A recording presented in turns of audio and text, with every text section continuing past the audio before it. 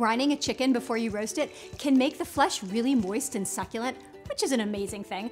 But if you add feta to that brine, you're also getting this savory depth of flavor, and I think it makes it even better. You know that liquid that your feta comes in? That's Feta-Brined, which is just water and salt. And I add feta. I'm gonna grind it up, and it's gonna taste just like Feta-Brined. The reason that I'm going to use this Ziploc bag is because I'm able to completely cover the chicken, and the brine will just cover it a little bit better than if I put it in a bowl. I'd have to make a lot more brine to really cover the chicken. You just want to put this in the fridge for at least 8 hours, or overnight is good. So when that is ready, you want to take this out of the fridge, and that helps dry out the skin, because after sitting in brine all night, this guy is wet. Hello, chicken. So I'm just going to leave this, I'm going to let it hang out, and then in an hour, I'm going to come back and season him up, or her up actually. I'm going to start heating up the pan while I season the chicken. So what goes with feta cheese? Think about what they serve in Greece.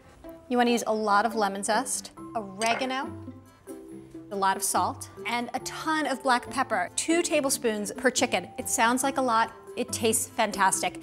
So just mix this all together. And then some of it goes in the cavity, just rub it in there, and then the rest of it just goes all over the chicken. You want to kind of pack it on. It's gonna fall off, just put it back on. You tell this seasoning rub who's the boss. You're the boss.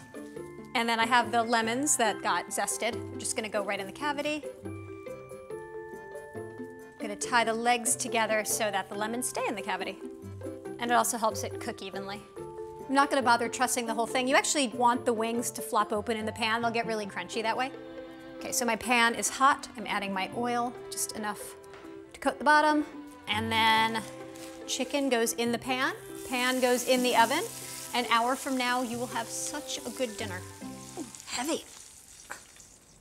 And that is exactly what you want it to look like.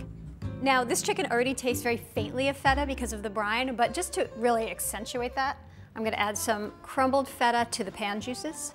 You can add a little more or less depending on how much you love feta. I love it. It's gonna start to melt, but you don't want it to melt entirely. You still want some of the little chunks. I love serving roast chicken over a bed of greens because then the hot chicken fat acts like a dressing.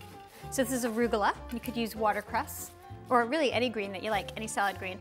Arugula is nice though because it's got a little bit of a bite. I'm just gonna add a little bit of lemon juice because those pan juices are rich. So you need the acid. I made a little bit of a mess on the platter, but you know what? This is best served really hot before everything wilts, while it's a little crunchy, steamy. I'm gonna stop talking and I'm gonna serve this right now. My guests won't mind a few splatters.